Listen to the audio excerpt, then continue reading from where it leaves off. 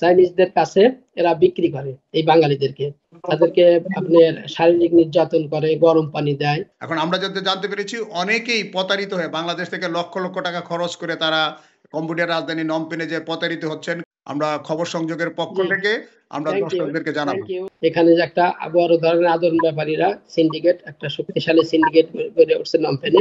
ব্যাপক লোকজন এই ব্যবসাটা করে। প্রত্যেক দিন 10 জন, 20 জন, 50 জন লোক বাংলাদেশ থেকে আসে। এরা এসে সরাসরি এদেরকে ওই কম্পিউটারের নাম করে যারা প্রতারণা চক্র কিছু অফিস খুলছে নমপেনের বিভিন্ন জায়গায় এবং সিয়ানুক বিলে এবং পয়ফুট বর্ডারের কাছে, এরকমের বিভিন্ন জায়গায় এদের একটা আপনার কাসিনো বলে, আসলে কাসিনো না, এটা একটা আপনার প্রতারণা কেন্দ্র। তো এখানে ওদেরকে বাঙালিদেরকে 500, 1000, 2000 যার কাছ থেকে যেরকম পারে নিয়ে ওই এখানে চাইনিজরা এটা নিয়ন্ত্রণ করে।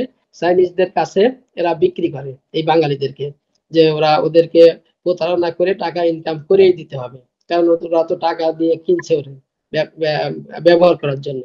তারা যদি ভালো কম্পিউটারে প্রতারণাটা করতে পারে, পয়সা ইনকাম করতে পারে, তাদেরকে ভালো বেতন দেয়, 1000 বা 1500, কেউ কেউ $2000 বেতন। আর যারা পারে না তাদেরকে আপনার শারীরিক নির্যাতন করে, গরম পানি দেয়। এদের জন্য 1 নাম্বার সতর্ক হলো কম্বোডিয়ায় কোনো জব মার্কেট নাই। এই কথাটা আপনাদের মাধ্যমে বলে দেওয়া উচিত। তা না হলে এই হয়তো আপনার একজন 2 জন লোকের কথা চিন্তা করিতে শত শত হাজার হাজার লোক এসে বিপদগ্রস্ত হয়ে গেছে।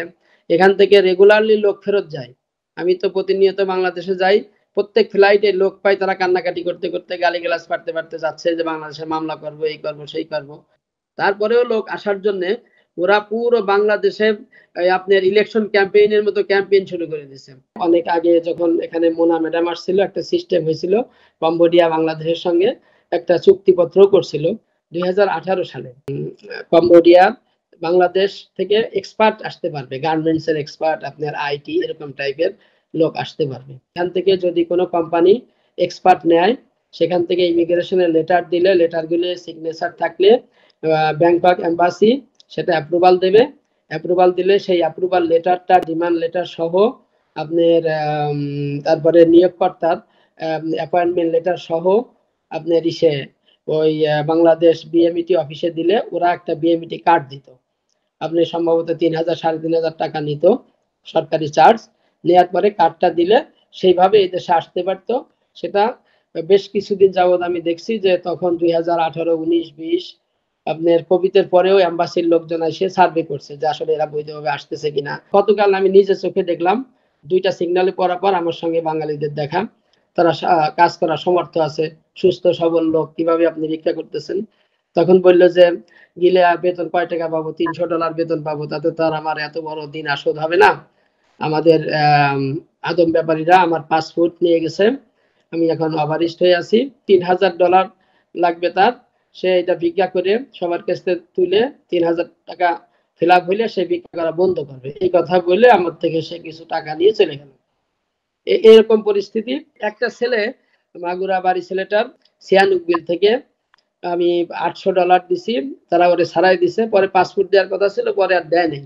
ও আসছে, ওরা বলছে যে ওরা কম্পিউটারের কাজ দেবে, এই কথা বলে ওরা তো আর বোঝে নাই বিদেশে আসার দরকার, আইসে পড়ছে। আইসে পরে যে দেখে যে ক্যাসিনো কিছু পারে না, সারা দিন রাত 24 ঘন্টা ওর কোনো ঘুম নাই, খাওয়া নাই, ও কিছু করতে পারে নাই, ও নির্যাতন করতেছিল। পরে আমি খবর পেয়ে লোক মারফত ধরে, লোকজনদের ধরে ওরে ছাড়াই নিয়ে আসছে। মেইনলি এরকম করে ব্যাপক লোক আপনার খুব বিপদগ্রস্ত আছে কম্বোডিয়ায়। কর্মসংস্থান নাই, এরা জানে না এই দেশের লোকাল ভাষা, জানে না কোনো কিছু, এদের কাজ করার কিছু নাই। সব থেকে বড় কথা হলো, যদি কেউ আসে, সীমিত পরিসরে লোক আসতে পারে, নিশ্চিত কর্মসংস্থান নিয়ে আসলে তার সমস্যা নাই। কিন্তু যারা জানে না, এখানে যে কম্বোডিয়ার সিস্টেম আছে, লোকালে ইমিগ্রেশনে অ্যাপ্লাই করলে ইমিগ্রেশনরা সহজে ভিসা দেয় না। তারা ইনভেস্টিগেশন করে যে এই কোম্পানিতে আসলে লোক লাগবে কিনা, এটা আসলে রিয়েল কিনা। এটা হলো অরিজিনালি এদেশের ভিসা। আর অনলাইনে টাকা দিলে আপনার কিছু এজেন্টরা আছে, ভিসা দিয়ে দেবে। ভিয়েতনামে গোয়ালমারির কিছু ছেলে পেলে আটকা আছে, ওখানে কোনো চাকরি পাচ্ছে না, কোনো কিছু না, পাসপোর্ট ভিসা টিসা শেষ হয়ে যাচ্ছে। তারা বলতেছে আমাদের হেল্প করে কম্বোডিয়া আনতে পারে কিনা। ওরা বললো যে ওদের সঙ্গে 20 জনের মতো লোক ছিল, কেউ কেউ পালায় কম্বোডিয়া আসছে। আদম ব্যাপারী এই যে এই সিন্ডিকেট ভিয়েতনাম থেকে লোক, থাইল্যান্ড থেকে লোক, লাওস থেকে বিভিন্ন দেশ থেকে কম্বোডিয়া ঢুকাইছে। এই প্রতারণা চক্রের কিছু লোক ধরা পড়ে গেছে, ওরা জেলে আছে এখন। খুবই একটা নাজুক পরিস্থিতি চলতেছে, কারণ এখানে এম্বাসি নাই তো, থাইল্যান্ড থেকে অত কন্ট্রোল করতে পারতেছে না।